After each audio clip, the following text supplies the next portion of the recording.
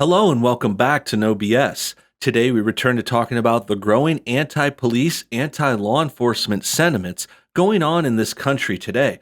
Things have gotten really out of hand, so much so they're canceling shows related to the police, and even they're trying to defund the police themselves. They're trying to remove cops from cities, and a lot of celebrities have been getting behind that, which is rather interesting. We're going to go over that today. We've got an article here from news.au, and it says Natalie Portman, John Legend, Lizzo, and The Weeknd join calls to defund police after George Floyd's death. A growing list of celebrities, including Natalie Portman and Lizzo, have joined calls to cease public funding for U.S. police departments. Now, this is rather interesting for a number of reasons. First of which is these guys don't need the police. I mean, that's pretty easy for them to say because, they don't have to worry about defending themselves. They have security, they live in gated communities, they do their own things in other places. Like they're not really endangered. It doesn't affect them. So I don't understand why anyone will listen to them. I mean, it's just really a bad idea to take your advice from these unattached, very, very distant rich people who just don't have to worry about the cops. Like, of course, they're going to say defund the police. I mean, they don't ever have to call the police. I mean, sure, maybe once in a while they call a cop because there's a bum sleeping outside their mansion or outside their gated community of their mansion. But besides that, these guys are just virtue signaling kinds of losers who are going along with this liberal rhetoric. And it's really getting hard to watch because defunding the police is going to be a bad situation. But at the same time, I mean, depending on where they're talking about, as long as it's not my city or my area or somewhere where my friends or family live, like have at it. You guys want to defund the police in Los Angeles or Minneapolis or wherever it may be. Like I say, go for it. I think it's going to be risky. And if you're there and you're not for this, I would be careful. But if that's what those guys want to do, I'd love to watch and see what happens. It's going to be very interesting to see how this plays out. And I think these guys have highly underestimated how much they actually need the police. Lizzo, John Legend, Natalie Portman, Jane Fonda, and The Weeknd are just a handful of celebrities who have signed an open letter demanding local governments stop providing increases in funds to police. The letter, released by Black Lives Matter co-founder and activist Patricia Cullors, is in conjunction with Movement for Black Lives, a coalition with over 100 black rights organizations, according to Rolling Stone. The open demand letter to defund the police requests the governments quit increasing police budgets and instead redistribute those funds to spend on healthcare, neighborhood infrastructure, and education to support communities across the country, particularly black communities, the outlet said. According to the publication, other entertainers who signed the petition include Talib Kweli, America Ferrera, Brie Larson, and Taraji P Henson. Okay, well, this is where it gets really good because now we're talking about Brie Larson and we're talking about Captain Marvel, and we could see why she would get in on that. This is Taraji P Henson. She's a fine black actress, but she's also known to be really racist too. And she had an interesting scenario where her son got arrested and she tried to blame the cop, and then the video came out. It's a mess, but basically, these are already radical leftists that we know about. This is a picture of Lizzo, who's, of course, eating something. And yeah, this is just expected. It's from these leftists. They're towing the line. They're going along with these kinds of liberal policies. They're trying to show that they're woke. And the fact that this is coming from an Australian news place makes sense too, since they, of course, have been known to be left leaning, much like their British counterparts. But the greater point is these guys are kind of trying to change it. This thing right here says defund in quotations. So the thing that's happened recently with this story, we talked about it before and it was like in the early stages, but now they're kind of backtracking and like reconfiguring. The Democrats realize that, yeah, defunding the police is kind of a bad and crazy idea. Like without cops, it's going to be a little crazy. And the way I saw this play out and the way I've heard about it was what happened was this was like split. So first, the Democrats started going this far because the radical protesters are going crazy and they're so anti-cop right now that you see them in the streets and they're saying no more police. And this is something we covered when we talked about the Minneapolis mayor, and he had this whole crowd of BLM protesters just demanding he defund the police completely, abolish them. And he refused to kowtow right there, which was actually not the worst move, but unexpected from this liberal guy we hate. But anyway,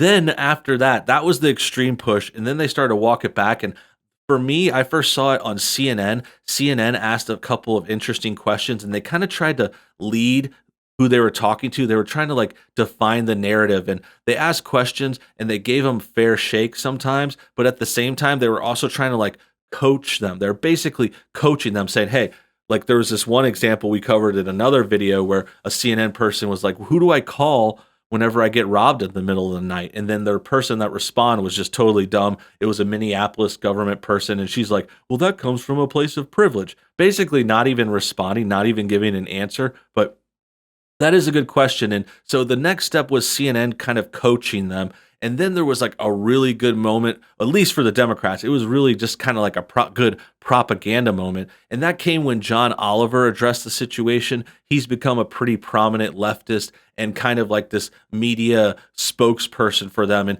he's known to like break things down really good, give these kinds of breakdowns and spelling out stories in long form. He has a show on HBO. I actually used to watch it, admittedly. Like early on, there was some good episodes. I think it was like pre 2015 or something, like way before the 2016 election. And he had some good shows, but then like everyone, like once Donald Trump became a thing and won election, like everyone turned against him and became like left versus right everything. So John Oliver's been unwatchable for years, but now recently he kind of made a good move for the Democrats. Not something I support because basically he was trying to redefine their propaganda, much like how CNN was. And he made this kind of spiel where he's like, when we say defund the police, we don't really mean defund the police. Like, why would you believe the words that we're saying? That's weird. And he just kind of tried to redefine it where it's like defund the police is like a, I don't know, almost like a metaphor or like just kind of like the phrase they're using, but they actually mean shifting the budget to other places and not totally removing the police. And that's what this article says too. Like it sounds like they just watched John Oliver and just repeated some of that talking point and they're trying to redirect the funds. And then they also want to make sure they say, hey, we're just lowering their budget. They're still going to be police, but they're going to move the budget to other places. But the thing is, it's just so ridiculous because when you say defund the police, that obviously sounds like you're saying remove the police or give them no money, give them no budget. It means they'll go be gone. I mean, we're just giving them a fair shake to the words that they say. But then they're like, well, I don't really mean the words that I say. And that's just the kind of crazy thing that we've been dealing with. It's their way of backtracking and not admitting they're wrong. And it's just messed up. The letter released in the aftermath of the death of George Floyd links the horrific deaths caused by both the virus pandemic and police brutality.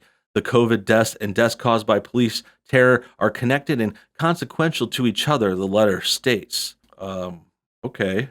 I guess they're trying to piggyback on the pandemic. I don't know. I don't see how there's a relation between pandemic and police brutality. And I don't see how there's racism here involved either. I mean, it's just a lot of buzzwords and a lot of just talk, oh, this is related to this and everything's wrong with us. Oh, poor minorities.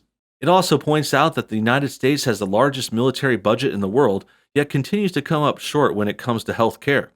The United States does not have a national health care system, the letter reads. Policing and militarization overwhelmingly dominate the bulk of national and local budgets. Okay, so they know what our budget is. And here's a picture of Beta Boy John Legend, like the biggest beta of all time, totally going along with all the liberal stuff, always pushing this stuff, bashing Trump. He's got this little model wife who always barks at Trump online too, like very crass. They all curse a lot, very trashy, very beta, and just terrible people. But back to the whole thing, like John Legend's, of course, in on this.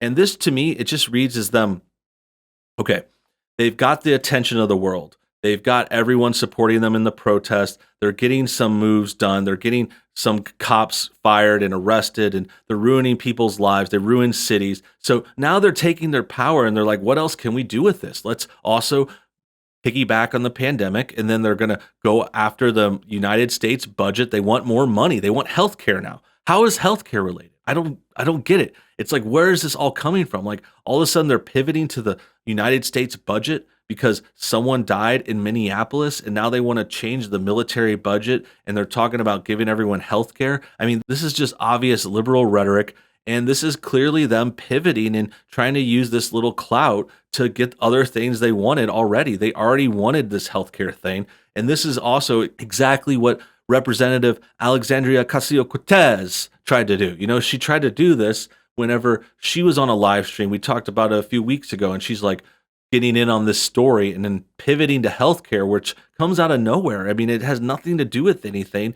And just because, you know, you win in one story, I mean, in the public, I don't think they're winning. I think a lot of people see through this stuff, but just because they think they're winning and they've got the attention and the world on their side for an issue doesn't mean they could go pivot and do whatever they want, but I'm sure they're going to try. That's what they want to do, and that's what betas like this think they want to do. I mean, look at this sweater. Look at this guy wearing jewelry. It also claims that police and military funding has increased every year since 1973, while funding for public health decreased every year. It also highlights the Trump administration's 2018 elimination of the U.S. Pandemic Response Team. Vote no on all increases to police budgets. Vote yes to decrease police spending and budgets. Vote yes to increase spending on healthcare, education, and community programs that keep us safe. The letter reads. So they think the healthcare is going to keep them safe. I don't know. I don't know what to tell you guys. I really don't know what to tell someone like that. I mean, they want to defund the police. They don't think the police are going to keep them safe. You know, the armed guards who protect our country and our cities and our streets. Yeah, they want to get education. Oh, I want to call a librarian whenever someone starts robbing my house. Oh, hey, did someone steal your car? Well, you better call your doctor. What? I don't get it. I'm lost here, dude. I'm just saying, it's not making sense.